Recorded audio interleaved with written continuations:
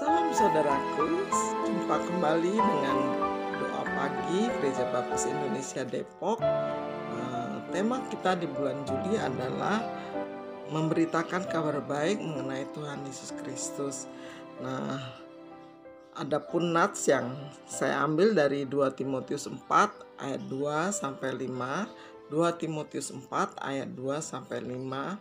Saya bantu membacakannya demikian.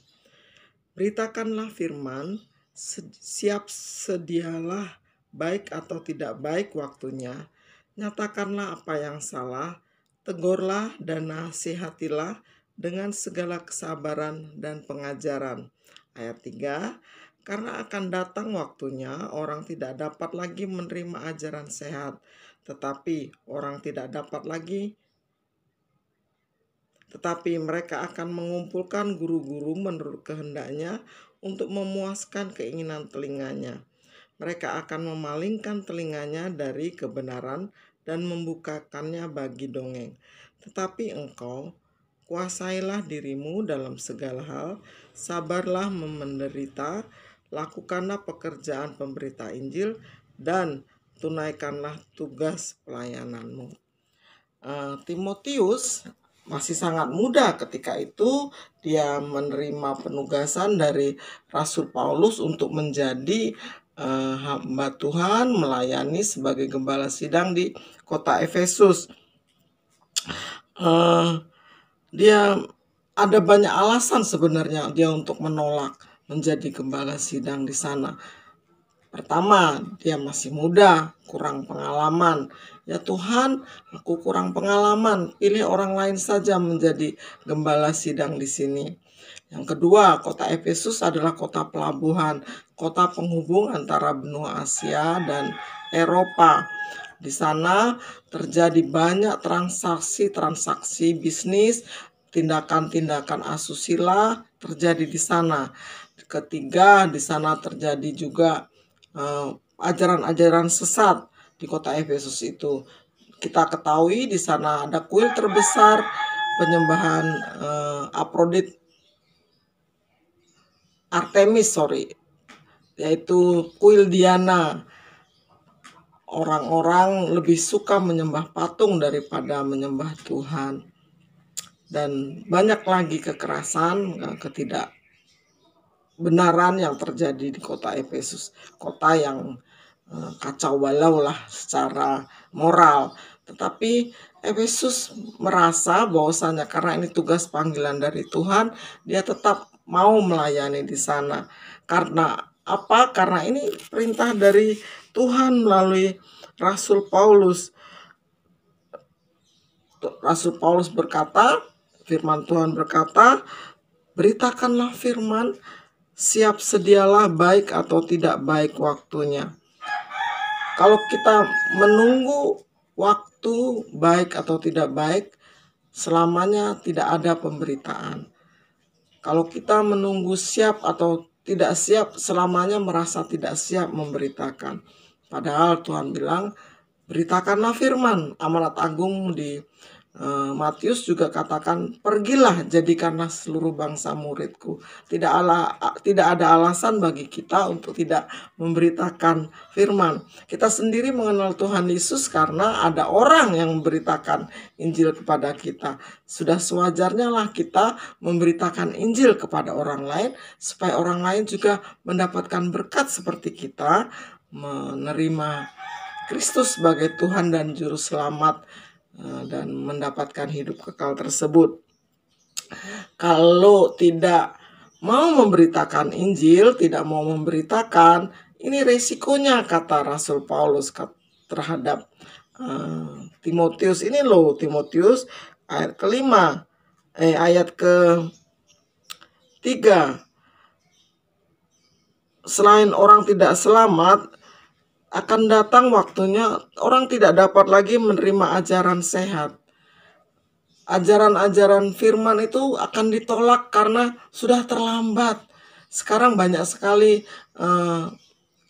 interaksi ilmu pengetahuan, ajaran-ajaran yang logika yang dianggap lebih benar dari firman Tuhan.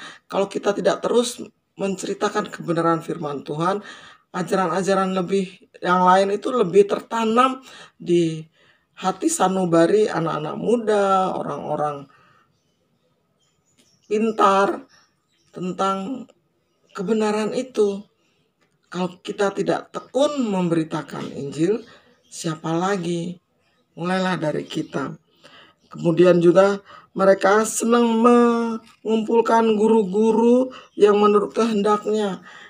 Motivator-motivator, orang-orang yang pandai bicara lebih banyak didengarkan daripada berita Injil. Padahal kata Rasul Paulus, kata firman Tuhan saat ini, beritakanlah firman, baik atau tidak baik waktunya.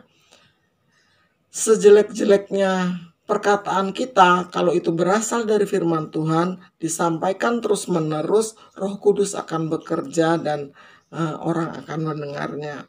Kalau tidak, orang akan mendengar kata-kata penguat-penguat dari guru-guru palsu, baik itu di YouTube, di TV, di buku, semua lebih didengar daripada firman. Hati-hati, ayo kita beritakan firman.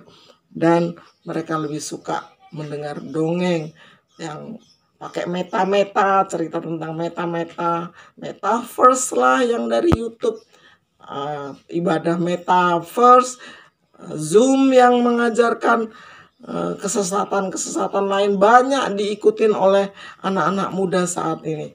Ayo kita memberitakan firman Tuhan dengan cara apapun yang sudah Tuhan sediakan. Lewat multimedia, orang-orang di kampung, tetangga dekat, kita ceritakan siapa itu Tuhan Yesus dengan penuh semangat. Nah,